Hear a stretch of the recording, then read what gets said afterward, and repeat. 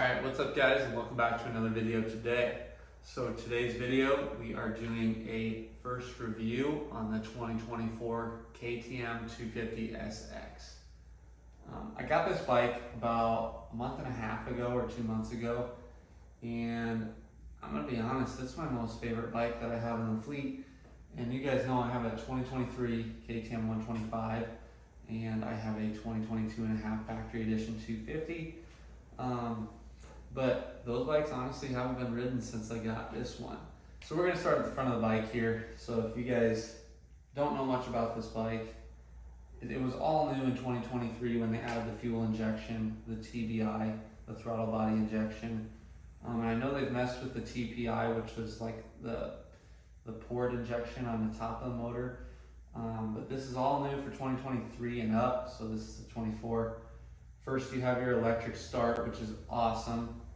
It saves a lot of time on the motocross track. If you, let's say you stall it on a landing or a corner, you don't have to stop, put your feet down, pull your Kickstarter out, and restart the bike.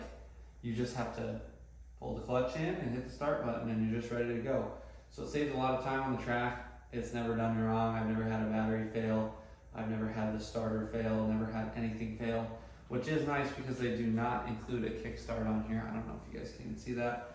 They do not have an optional kickstart, so if your battery would fail, you would have to pump start it, but we have not had an issue with that. We also haven't had an issue with that on the 2023 125, which has 62 hours on it, and same with the 250F. The other thing you'll notice on the handlebars is the map switch. So you have your aggressive and your more mellow map. I ride in the green map, which is the aggressive map, and it makes your power band come on quicker. So like right away you'll have that quick aggressive power, which a lot of riders will like. But for more like woods riding, you would like the light map, and honestly on the track it is a lot more usable power. It makes that power band come on comes on way later, but it's still very usable down low, which is good for woods riding. Not giving you a lot of whiskey throttle, and just, you know, when you tap the throttle, it doesn't just want to go like it would in the green map. So that's super nice about it. I ride in the green map. I'm just used to like an aggressive 250F and a 125, which honestly isn't that aggressive. So I have 10.2 hours on this thing, and it's just been a beast. I ride it about every single time I go to the track.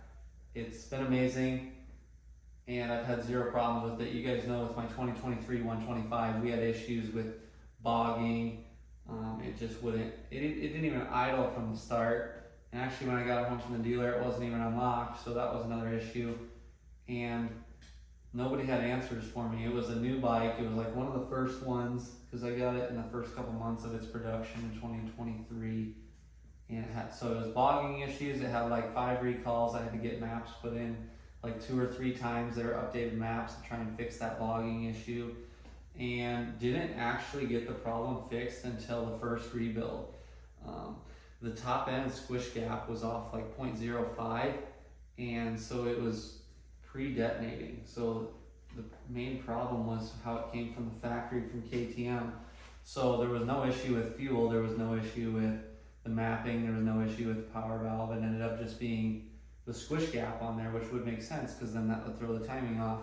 I'm not exactly sure on the number. I had my mechanic work on it, so I don't know if it was 0.05 or what, but he said it was a very far off number.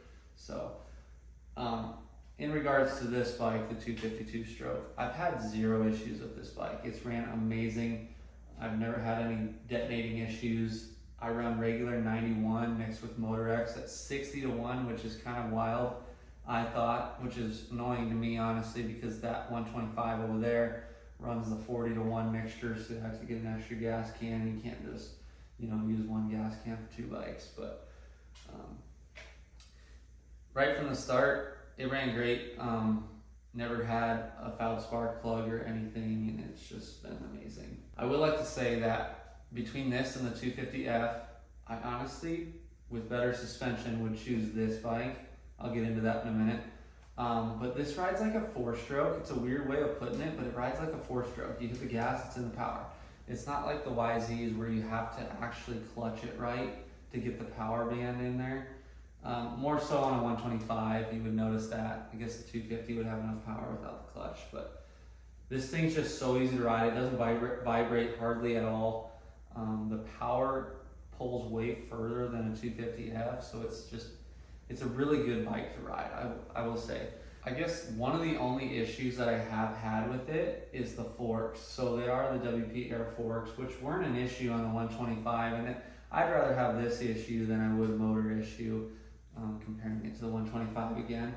The problem is so my 250F is at 145 PSI, and I'm not sure the clicker settings on there, but this one, I went out for the first ride, and it was pretty stiff, so softened it up a little, and then the second ride went out, and super soft. I'm like, oh, that's weird. Okay, well, we'll just put in more PSI. So we went up to 155, all right?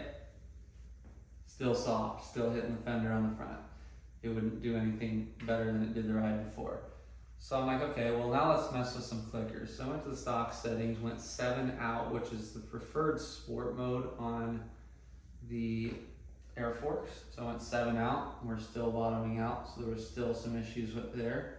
And then I'm like, you know what, let's just screw with this a little bit. So I put the clicker all the way in, still bottoming out. And then after the third ride, I'm like, okay, well, let's bleed the forks, which I know that wouldn't help because normally when you need to bleed the forks, they're really stiff. And I go to take the screws out and no air comes out of either of them. So I think there's something wrong with my forks. I don't think this is a universal problem where you're gonna get that on every 250SX. Anyways, I was gonna revalve it anyways, so I'm probably gonna do a WP 6500 kit, which I believe is a spring conversion as well. So we're gonna try that out. The 250F just has it revalved for my weight, so it's about 160 pounds, which that suspension's great. If I could have that suspension on here, I would, but there's no reason to switch something good over to something bad. So I don't wanna screw with that. We're gonna get this revalved and then we'll go from there. With having 10 hours on this bike, I've never had to adjust anything. On the 2023, you get a dongle for the power valve to reset that. I've never had to do that even once on here. It's been it ran so great from the start. But now that we have 10 hours on it, I think it's time to do a full build on this bike. So obviously suspension, we might do an exhaust. I'm not 100% sure if I want to. This one sounds good and I love the power. But with these TBI bikes, if you do an exhaust, the only way you're really gonna see a big difference is getting a tune with it. And I don't really want to mess with that just because it runs great the way it is. So like I said before, I'm not going to fix something that's not broken. We're definitely going to have to get a new graphics kit on here because this is the 125 kit and the white is not the move. It just fades on my 7MX red gear. The seat actually is faded red if you guys can't tell. So if you guys are in the market for a nice 2-stroke dirt bike and you're a little worried about all the issues from 2023 and up, don't hesitate at all, because these bikes are totally worked out, all the kinks, especially for 2024. If you're gonna get a 125, go ahead and do it. There's no issues with these bikes. Now people are having issues with them blowing up, but like I said, you guys gotta remember that everybody's gonna have issues at some point. Everybody rides different, everybody does maintenance different. If you keep these in good condition, you're not gonna have them grenade. The 125 went 62 hours, and that's 10 hours on the new top end. So we did a top end at 52 hours and it was in pristine condition. So like I said before, don't hesitate on one of these bikes. These TBIs are really easy to ride and they can compete with any other brand, especially the YZs, because those are known to be really good bikes too. The YZ 252 stroke. But I will say this is probably an easier bike to own just because you have that TBI. You don't have the jetting of the carburetor and carburetor issues, just how carburetors can be. Me personally, I hate jetting and I also hate kickstarting a dirt bike. So all my bikes are electric start. You can make fun of me all you want for that, but it's just so much easier. I've never had any issues with my motors except for the 125, which had tons of recalls for being a brand new bike. But besides that,